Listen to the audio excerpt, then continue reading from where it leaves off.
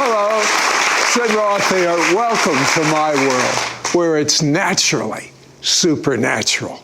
My guest was an agnostic engineer that studied over 1,000 people for 35 years that had near-death experiences. Some saw heaven, some saw hell. Now he challenges anyone, anywhere, to disbelieve in life after death after examining his research. Next on It's Supernatural. See NDE, near-death experiences, more and more. What is your definition of a near-death experience, John? Well, it's when someone has a clinical death, like their heart actually stops and then they're resuscitated. In some cases, their brain waves stop. They're dead, but modern medicine resuscitates them. In some cases, they're on the verge of death. But what's common is they come back and talk about their experience of a life beyond this life. I interviewed doctors, bank presidents, college professors, commercial airline pilots, pastors, little kids, people of all socioeconomic backgrounds, and yet they're consistent. There are commonalities of what they say. And that's what I was trying to do writing Imagine Heaven, is tie them together with what the Bible's already told us. And you see a picture unfold before you of the life to come. You know what, the thing that just literally blew me away, and after talking with you, I know you too, people born blind? Well, tell me about Vicky. Yeah, so in Imagine Heaven, I take about 100 of the 1,000 or so near-death experience I studied, and I'm showing through their eyes what happened and how it fits with the Bible. But the ones, there are about 3 in there of blind people. And I think this is one of the things that has convinced skeptics, definitely convinced me. The blind people see. So when they die, like Vicky, she was in an auto accident. She'd been blind from birth, never seen. She leaves her body, and this is common. She's looking down at the site of the accident, and later she's taken to the hospital, and then she's above the hospital bed, and she doesn't know what it is she's experiencing. She doesn't have words for it, and then she notices there's a ring on this body of this girl she's looking at, and it's her ring, and she recognizes it, and she has long hair, so she recognizes, I must be dead. She didn't know, because you feel, they say, more alive than you've ever felt before. So this is not less real, this is more real than what we experience here. She's taken then through, she didn't know what to call it. There was light and color and then suddenly none. She comes out on this pastoral, like garden area, beautiful grass and trees and flowers and a vast number of people. And all the people, and even the flowers and the leaves and everything, was shining with this light. But the light didn't shine on things, it came out of everything. And she said the light was also love. And so it was like love and light and life coming out of everything. Now what's fascinating to me is that blind people consistently say what sighted people say, that the light of heaven comes out of everything. Now, how would a blind person ever get that idea? You wouldn't hear it here. Light shines on things, not out of things, right? And commonly people talk about this welcoming committee of their friends or relatives or others who had gone on before. Vicky, she grew up in a home for blind children, and there were 2 girls, Debbie and Diane, who had died at 9 and age 11. She sees them, and they hug, they recognize each other. She said they were in their prime, and they were whole and healthy. And then she sees Jesus, and he is brighter than any of them, filled with love. She hugs him. The hug, she said, was unlike any hug you've ever experienced. She describes him like we would see Jesus. And then Jesus tells her, it's not your time yet. You must go back. And she goes back, and what's fascinating, she was able to see Debbie and Diane and herself, but she didn't see that because she was blind, and yet she was able to explain it, and the house mother verified it. In chapter 2 of Imagine Heaven, I write about skeptical doctors in the afterlife, of what convinced so many skeptical oncologists, cardiologists that I studied or that I interviewed, was that many people, when they die, they'll be above the operating table. Like one doctor I interviewed, Dr. Sabum, said this one patient was above the operating table when their heart stopped during surgery, and noticed that the other surgeon there had failed to wear scuffs over his white shoes, and described the shoes. Another patient was had a brain aneurysm. They drained their entire body of all blood, stopped the brain waves, covered the eyes, put clickers in the ear to make sure there were no senses at all. And yet she's above the table and is able to describe what went wrong with the procedure and how they had to put something in her artery in her leg, could describe the saw that looked more like a toothbrush with a socket set, she said, not what you would think of a saw. How do these doctors, again, they have no grid for this? Well, and this has been written up in the Journal of the American Medical Association, in Europe's most prestigious medical journal, The Lancet, 900 scholarly publications. And so there is incredible evidence that there is, in fact, life after death. But what I find even more fascinating is when you look, everyone is a bit different, and they all have their interpretation of it, because truly it's an experience of life beyond our dimensions. There's beauty, there are mountains and trees and flowers, but all of it, they say, they experience not with 5 senses, more like with 50 senses. What I've come to believe is that this experience is the shadow of the real thing. Now, we have it reversed. Most of us hang on to earth for dear life, but we should be hanging on to heaven for dear life. Exactly. You know what I'd like to find out when we come back?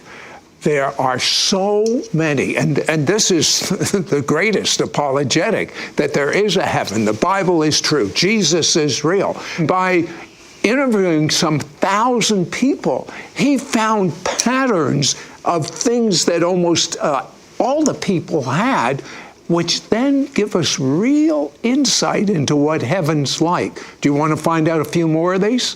Be right back. I've interviewed many people that have medically died and gone to heaven.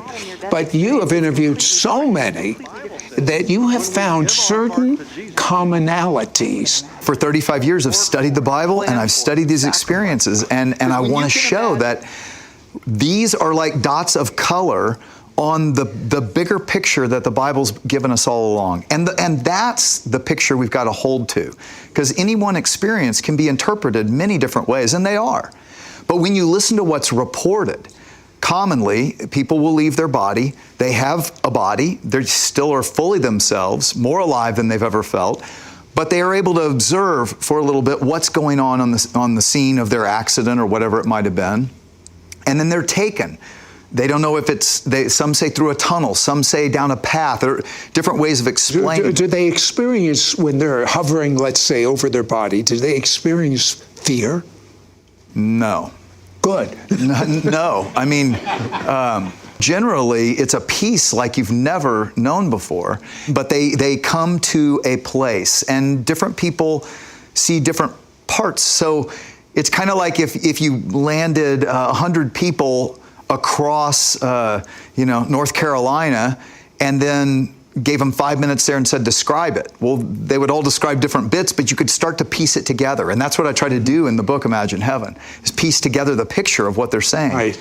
And what I found fascinating is how many talked about people in these white robes. But what I discovered is they're not white robes like we're talking about. They're actually translucent.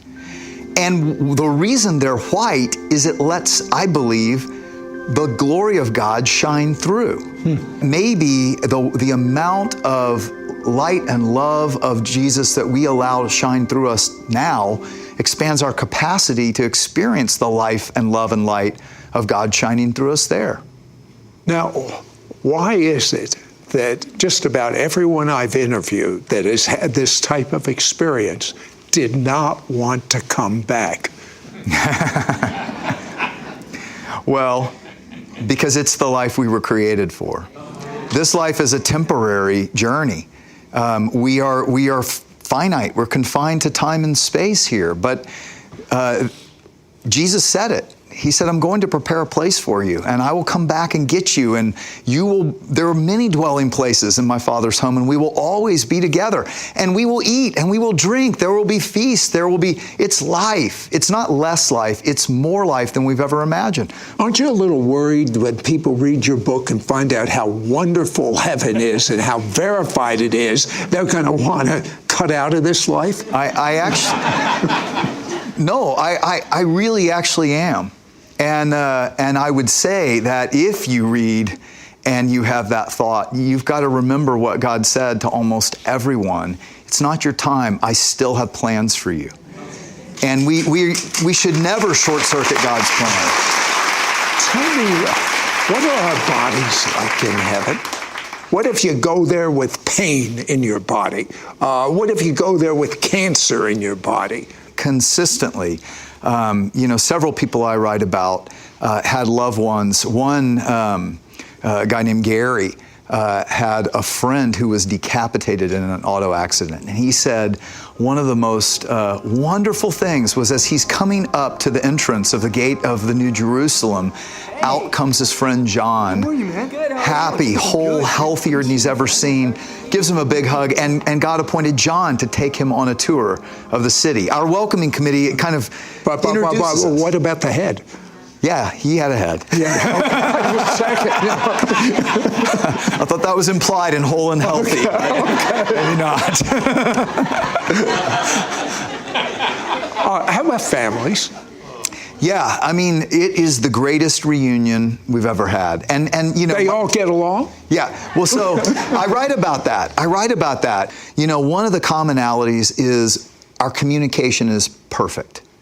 Meaning, we speak to one another in complete thoughts, emotions. We understand each other perfectly. I'm told we don't actually speak words. It's like spirit to spirit. Right, but we can speak words. Okay. And in fact, we sing songs. One of the fascinating things about the music of heaven, where Paul said, things eye has not seen, we should talk about the colors of heaven, but ear has not heard. The music of heaven, like Betty Maltz talked about how she heard all these songs, all in different languages, but she understood all of it. Don Piper, a pastor who's a friend of mine, said it was like listening to 1,000 songs from Bach to Queen, all at the same time, and yet perfectly harmonized.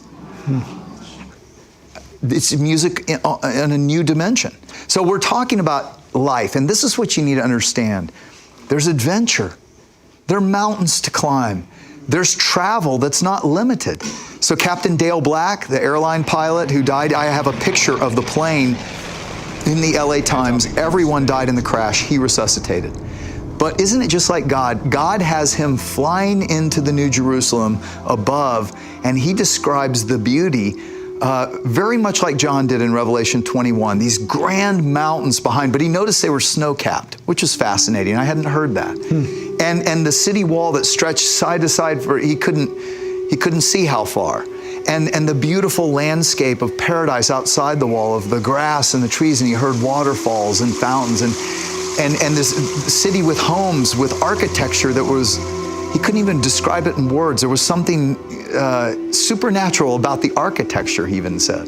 And so you hear what they had to say, and what I try to do is show how they show from different angles exactly what the Bible's been telling us all along. Colors, they commonly say colors like you don't have here on earth. So spectacular. That makes perfect sense. The color we see is from the spectrum of the light of the sun. Right. The color there is the spectrum of the light of God. Far beyond anything. Yeah, you can't, not in the same ballpark. Yeah.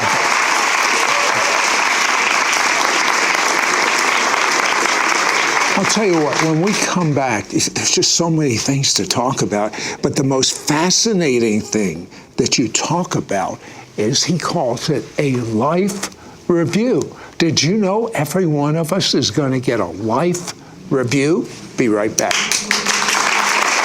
John, tell me just one life experience that had quite an impact on the person and on you. One man I interviewed was an atheist college professor. who was taking a group of students on a tour of museums in Paris. His lower duodenum ruptured. Usually, within 5 hours, you die.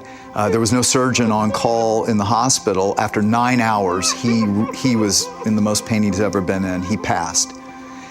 But what he finds is he's standing beside the bed. He thought when you die, it's like unplug the computer, lights out. But he found himself standing by the bedside and felt more alive than he'd ever felt before. He felt great. 1 minute he feels the worst he's ever felt, then he feels great. Now here's what's fascinating. You know, time and space and distance work different on the other side. So he's confused. He thinks he's still alive. And he's trying to get his wife's attention, but of course he can't. Right. Well, a group of people are standing in the hallway of the hospital. He can't quite see him, and they say, "Howard, come with us." And he thinks they're the hospital staff taking him to get surgery finally. And he follows them, and make a long story short, I write the full thing in Imagine Heaven, but they lead him to an outer darkness, just like what Jesus talked about. And he starts to realize they're deceiving me. And he tries to go back, and they turn and they maul him. And he said he was laying there, and he doesn't know if it was an eternity or how long, thinking about his life. And he had not been a good man. He had committed adultery on his wife. He had been self-centered, all these things. And he realized, I deserve this. And in that moment, a song came into his mind from when a neighbor had taken him to church. As a kid, Jesus loves me, couldn't even remember the rest of the tune. And something inside of him just cried out, enough! Jesus, if you're real, save me. And a pinpoint of light begins and comes into this darkness, ends up this brilliance, brighter than the sun. Hands reach out, pick him up, and hold him as he sobs like a baby, realizing this man I have cursed my whole life is real. And there in the presence of angels gives Howard a life review. Well, one more thing. Howard, after that life review, comes back after 2 years, leaves his tenured college professorship, becomes a pastor. His wife's still an atheist. She divorces him, but he's been a pastor ever since. Truly, I mean, in Damascus Road. You know, so he had this life review. We're going back to that. What is a life review? Yeah, this is another commonality, that in the presence of Jesus, he replays their lives for them. Now, what's interesting is it's like a panoramic revisiting your life, but from the perspective not only of yourself, but the people you interact with. And what's interesting, like Howard said to Jesus, you're skipping the most important part of my life, you know, when I got this great award for Artist of the Year and Professor of the Year. And Jesus said, that's not what's important. He said, I want to show you the students. And he showed him how he interacted with the students and what was going on in his mind and what was going on in the student's heart. And he shows us how our interactions, he shows us what Jesus said. Even when you give a little cup of cold water to a child, it matters. Every act of kindness ripples throughout humanity. But our negative things ripple throughout humanity as well. And, you know, one of the things that confounds me, quite honestly, is that some come back in the presence of this God of love they never want to leave, but they don't seek Him. That's hard. But others come back and they seek Him and they discover He's Jesus and they give their hearts to Him. And in the latter chapters of Imagine Heaven, I talk about rewards in heaven because I think it is so misunderstood. You know, even that life review, that is not judgment. It's just what Jesus said, that there's no motive or thought or deed that won't be laid bare. But that should not scare us. He already sees everything. It's all laid bare right now. We think we can hide from God. We can't hide from God. We're only hiding from ourselves. But here's the thing. There is no condemnation for those in Christ Jesus, and He wants us to know that now. You know what? You have said enough that you should give your life to God right now. That's what you should do. As of now, live for heaven and bring heaven on earth. Absolutely.